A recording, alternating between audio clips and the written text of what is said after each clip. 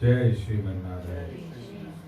I pay my obeisances to my spiritual master, Srimad Jagat Guru Sudarshan Acharya Ji Maharaj. I pay my obeisances to Lord Sri Ramanuj. I pay my obeisances to the Purva Acharyas. I pay my obeisances to the 12 Alvars. I pay my obeisances to Mother Lakshmi. And I pay my obeisances to Lord Sriman Narayan. I welcome all of you here physically at the Sri Narayan Dham in Durban, South Africa.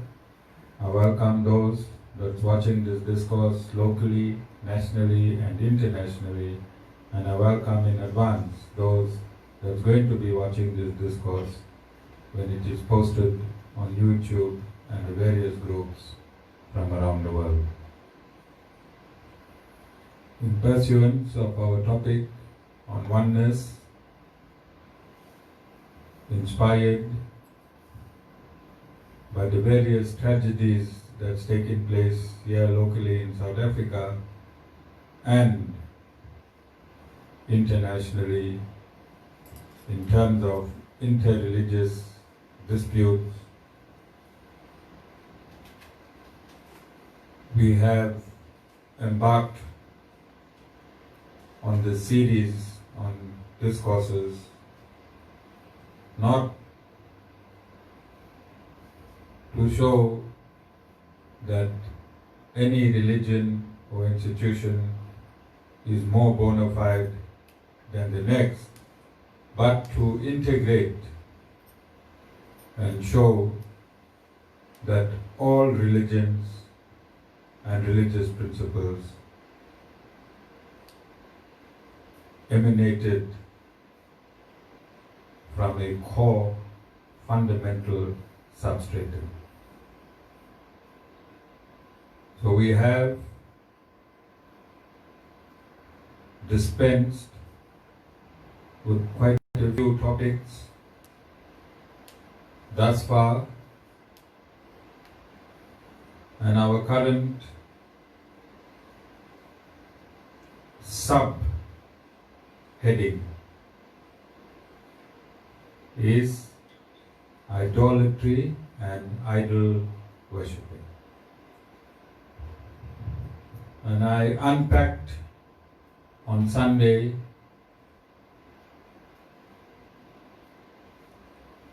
comprehensively that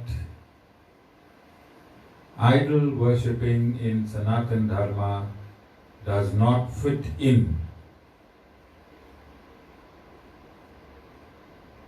the first commandment of the 10 commandments of Moses, wherein it is stated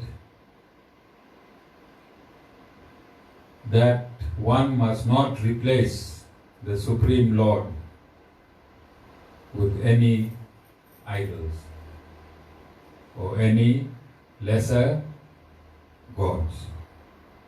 Sanatan Dharma at the outset in the Rig Veda, which is the oldest manuscript that exists today,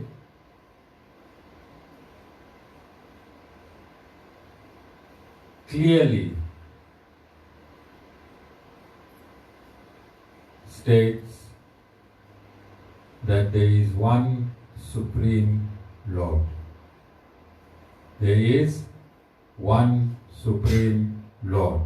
So the oldest scripture, the Rig Veda, explicitly states that there is one Supreme Lord. And in Sanskrit, his name is given as Lord Sriman Narayan. And when we translate his Sanskrit name into English, then it means the source and goal of all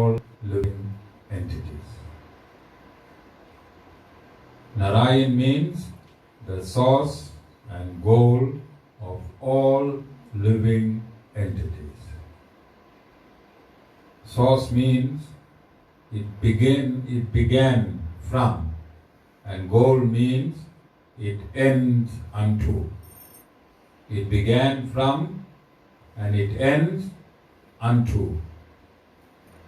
So Narayan essentially means that every living entity is sourced from him and ends up in him, and it is the goal of every human, every living entity that is now inhabiting a human body, to use this human body as a via medium,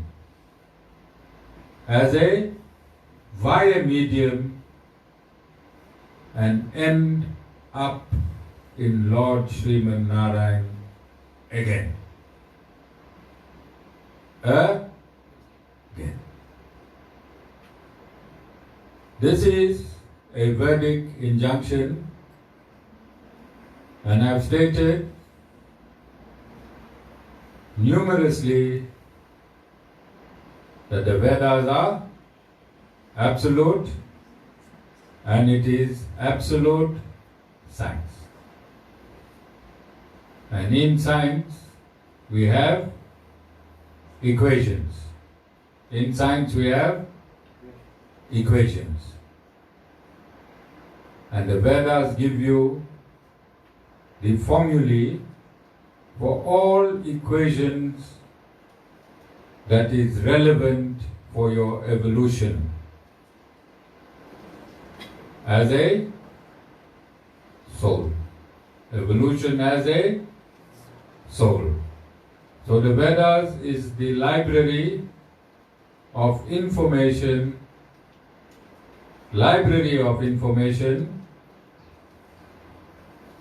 that the souls can use whilst inhabiting the human body.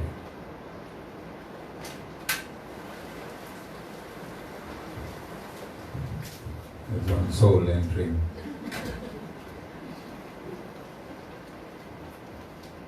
Okay, some of you thought Lord Narayan opened the door.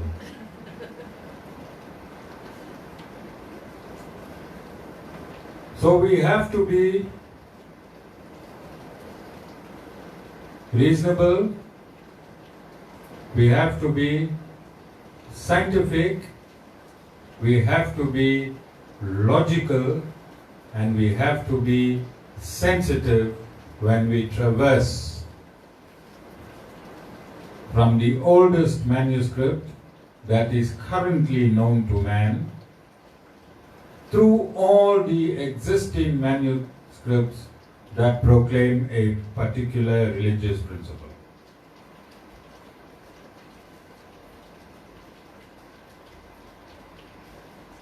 I said we have to be logical, we have to be scientific, we have to be rational, and we have to be sensitive. What does sensitive mean? Not hurt the feelings of anyone else. We must not be radical. We must not be radical.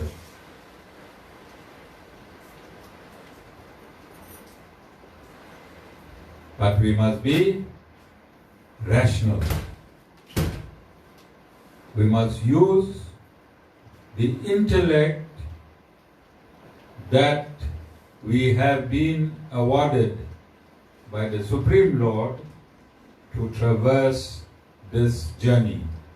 We must use the intellect that we have been awarded by the Supreme Lord to traverse this journey from the first scripture through any scripture, through any scripture, and if you do it soberly, if you do it with a rational mind, if you do it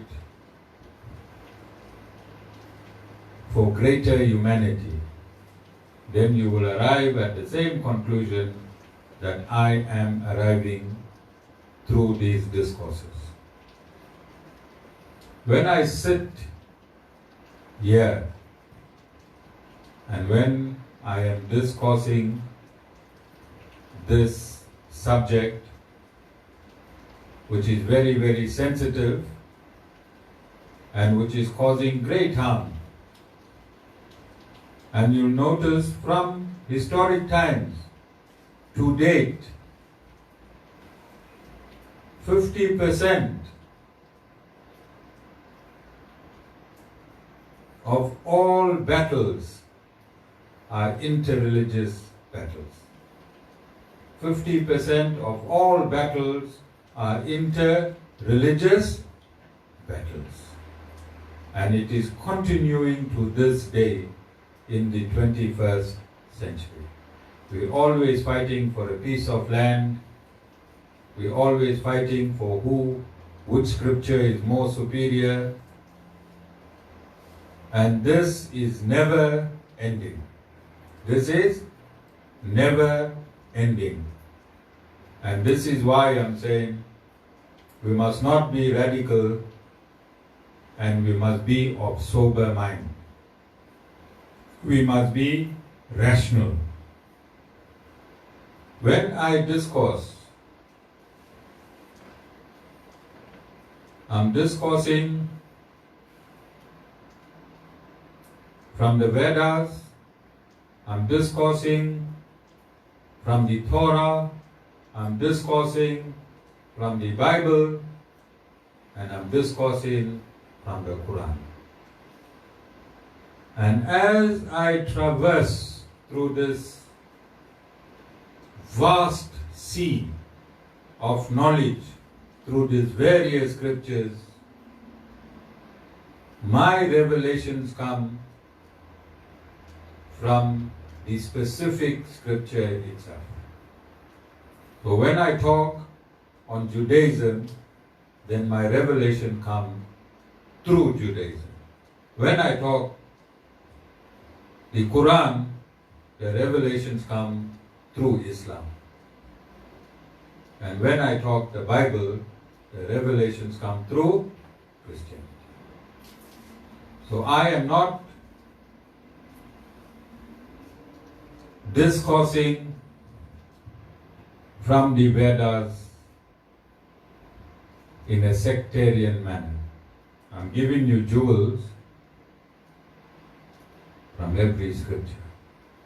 I'm giving you jewels from every scripture. Every scripture has jewels. Every scripture has jewels. And as I get these jewels, I distribute it amongst you. I distribute it amongst you. So I've stated comprehensively in various discourses that Sanatan Dharma in its absolute state is not a religion but a set of religious principles and a way of life which caters for everyone. These scientific journals which we call the Vedas, these spiritual science journals which we call the Vedas, give information for all of mankind. All of mankind. And I've stated that the Lord is absolute. His attribute and essence is knowledge.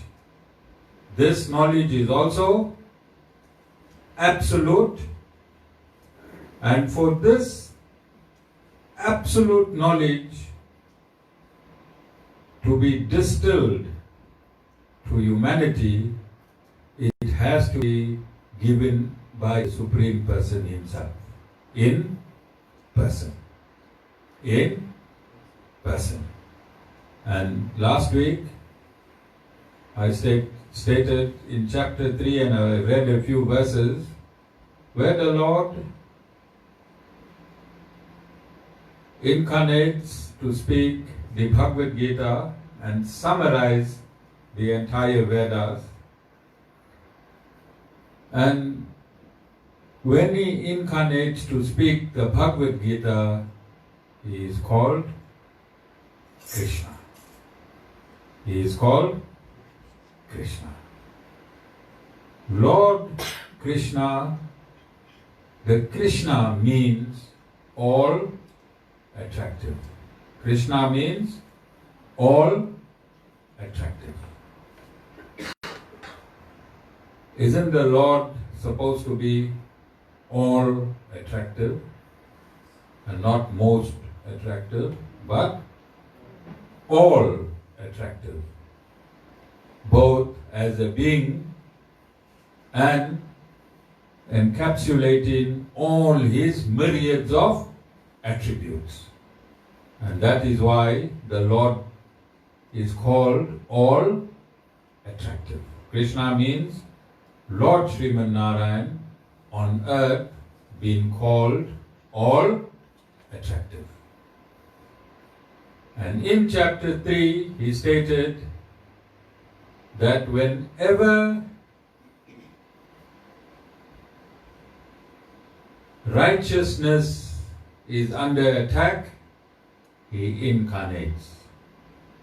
He incarnates whenever righteousness is under attack and unrighteousness is prevailing on earth.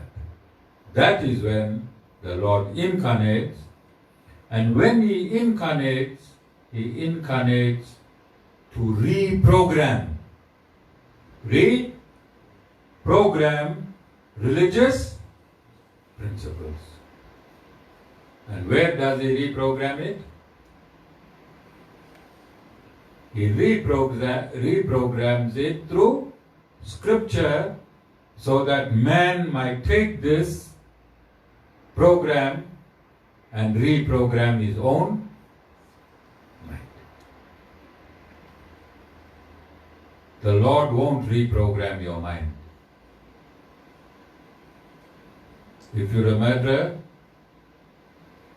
the Lord won't reprogram your mind. You take the program that He incarnates and you reprogram your own mind.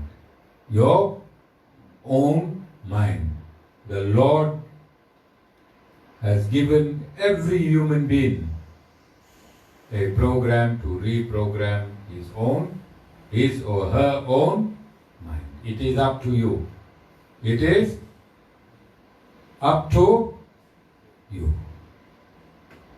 The Guru tells you how good the program is.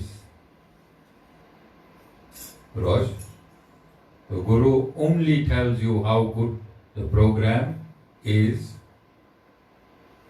and the Guru tells you that there are no returns. There are no returns, money back guarantee. Money back guarantee. But you have to use the program and reprogram your own mind. And whoever uses this program called the Bhagavad Gita and reprogram their own mind, it's called self-realization. It's called self-realization. All of you understand? Self-realization in Sanatan Dharma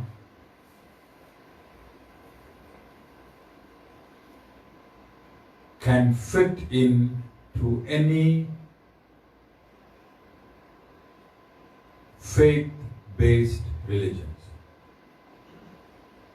In any faith-based religion, because this program is for humans.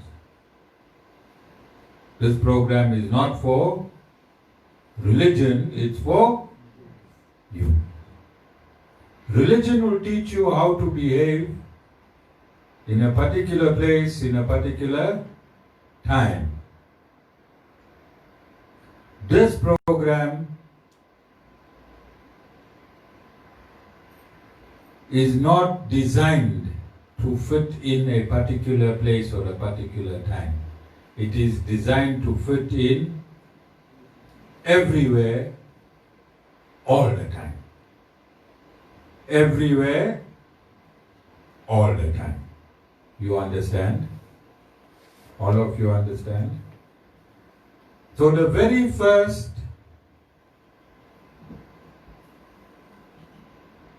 scripture unanimously known around the world is the Vedas. Is the Vedas. And the Bhagavad Gita is one of the three authorized scriptures that make up the authority for all Vedic knowledge.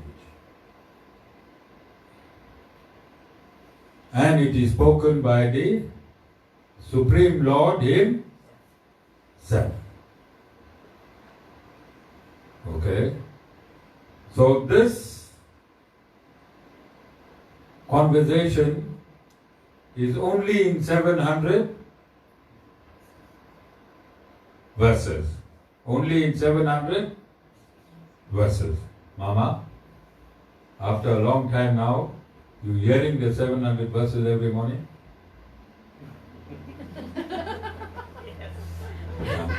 Okay. Mama is, after a long break, she's hearing his 700 verses every morning.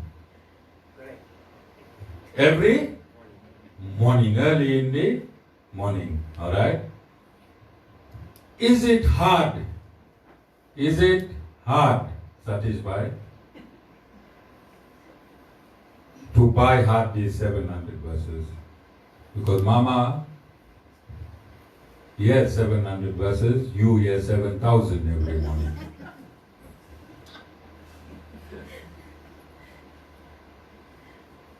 The Lord only spoke 700 verses, and He summarized in that 700 verses the entire information that man needs to reprogram the mind. Alright? And it's not much. It's not much. Okay? But I said last week that man in Kali Yuga, memory is very, very hard to memorize. Every week I tell Vasan, after satsang give my phone, or in between satsang give my phone. That's every Thursday. Vasan does not do Sunday satsang. He's busy making money. So on his Thursdays when he's here, to get energy to make the money on Sunday, he forgets to give the Guru his phone. But only in 7 days. Only in 7 days. And Jessica forgets to put the charger on that phone, because my phone, if you continue filming for an hour, the battery will die. This is a very, very poor Guru. Alright? Rose? Very poor Guru. Alright? But if you look at my entrance now, my palm trees are what? In the hundreds of thousands. Have you all seen? I don't think anybody notices. all of you come here with the Vasan mindset. Blinded into the hall, get the blessing, and go out and make more money. Nobody saw my bottle palms, my fan palms, and some other nameless palms that I have. Nobody saw. Okay? Because this is how we are programmed. This is how we are programmed. Okay? So these 700 verses are not very hard to. In fact, Satish Bhai,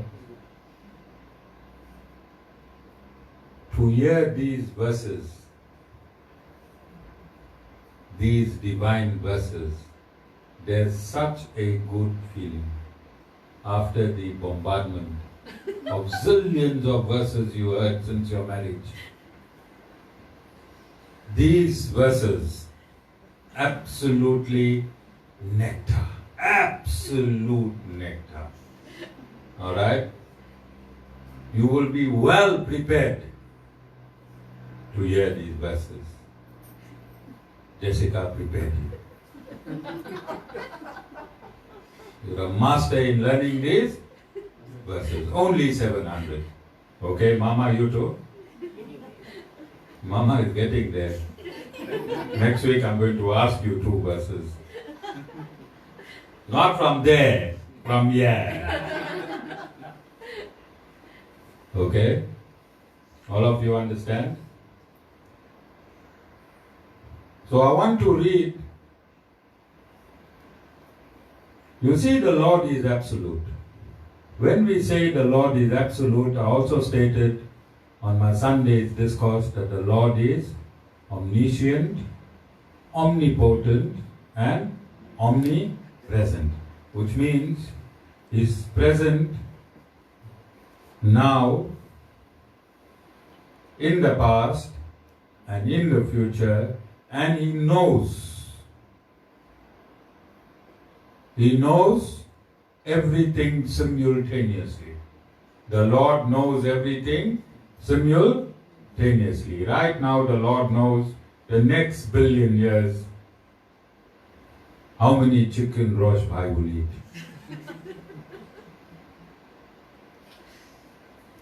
Not in this lifetime only, Rosh Bhai, in how many billions and trillions of years, what quantity of chicken you're going to eat in your life. Lord knows. Okay? Similarly, the Lord knew. The Lord knew that there's going to be many religious institutions. When the Lord incarnates, He incarnates to fix up everything until His next incarnation. When the Lord personally comes down, He incarnates to fix everything up until His next incarnation. And His next incarnation will be in 427,000 years' time. 427,000 years' time. So this information that I am delivering is 5,000 and some odd years. It still has to filter through 427,000 years before He incarnates again. But in the interim, He will send prophets, saints, and sages. Prophets, saints, and sages to continue with the information that He prescribed when He was on earth. So He set mankind up with the Bhagavad Gita. And the question that Arjuna asks Lord Shri Krishna is the question that mankind, Arjuna represents mankind. And in chapter 12, Arjuna is talking to the Lord. Chapter 12, verse 1. And he states, those devotees, who, ever integrated, thus meditate on you, and those again, who meditate on the imperishable and the unmanifest, which of these have greater knowledge of yoga? Yoga means union between man and God. So Arjuna is asking the Lord,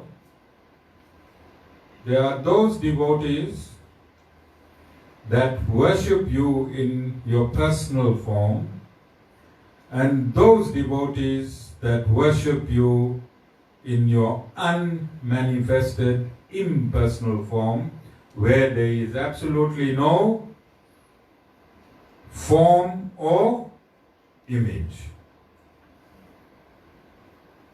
This second type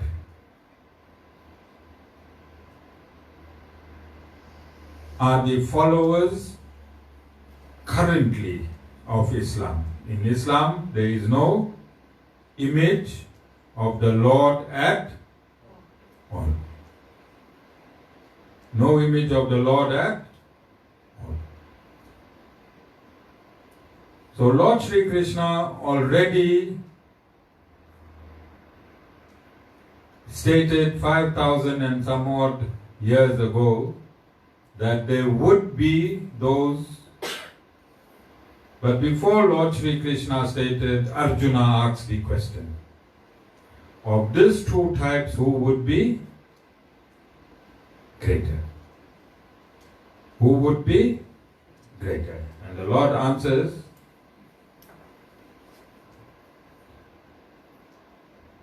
in verse 2 he states, those who, ever integrated with me and possessed of supreme faith, worshipping me, focusing their minds on me, these are considered by me the highest among yogins. So the Lord is stating that those who connect with Him on a personal basis and sees Him as a personality, as a person, a personality, and who is integrated with Him in this level, then that is the greatest yogin of all. Who is stating this? The Lord. How many thousand years ago? In excess of 5,000 years. In verse 3 he states, but those who meditate on the imperishable, the indefinable, the unmanifest, omnipresent, unthinkable, common to all beings, immovable and constant, having subdued all the senses, being even-minded, engaged in the welfare of all beings, they too come to me only. What did the Lord say?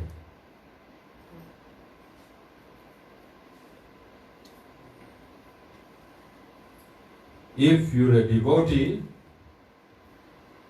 of of the unmanifest, imperishable, and all your actions you do as a devotee within that parameters, you also come to the Lord. That same Lord. That same Lord. Verse 5,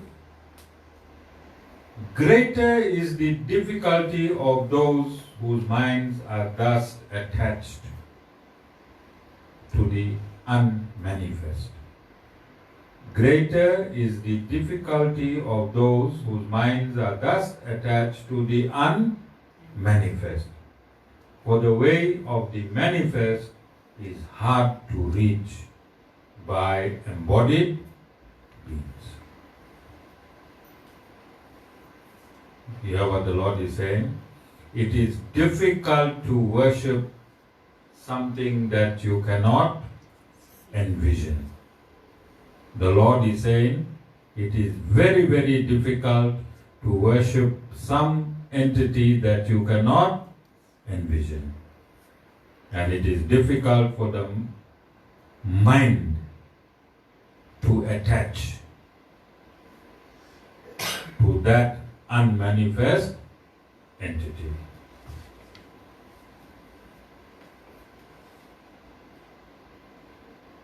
And then the Lord states quite clearly in verse 6, for, those who dedicate all actions to me, hold me as the supreme goal, intent on me and worship me, meditating on me with exclusive devotion. So I read this for various understandings, but the most important understanding was that Sanatan Dharma at the outset, in the first scripture known to man, is a monotheistic religion. Monotheistic religion. Have I not confirmed it with these 6 verses? And this was spoken when? 5,000 years, in excess of 5,000 years ago. But if you go and research on the internet, then you will find that Abraham was the first prophet to promulgate monotheism, and Judaism is the first religion to practice monotheism. That is false. That is false. The Vedas explicitly prescribed monotheism in its entire library of scriptures. The Vedas do not prescribe polytheism. What does polytheism mean? Worship of many gods. The Vedas prescribe pluralism. Pluralism.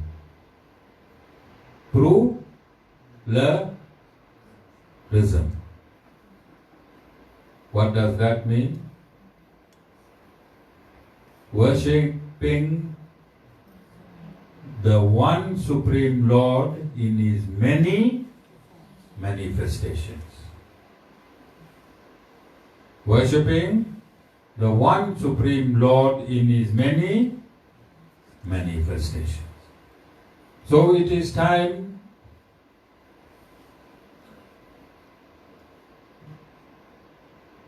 the Jews the Christians and the Muslims understood that the Vedas is the origin of monotheism. And when the Abrahamic religions understand that the Vedas prescribe long before the advent of their religion monotheism, then there will be no need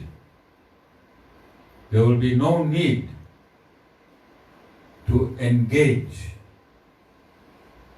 in Sanatan Dharma or would Sanatan Dharma in an inferior superior mentality.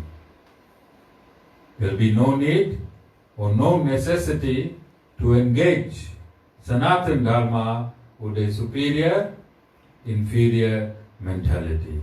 Sanatan Dharma is not a myth. Sanatan Dharma is not a myth. It is an absolute scientific way of life. Jai Shriman Narayan.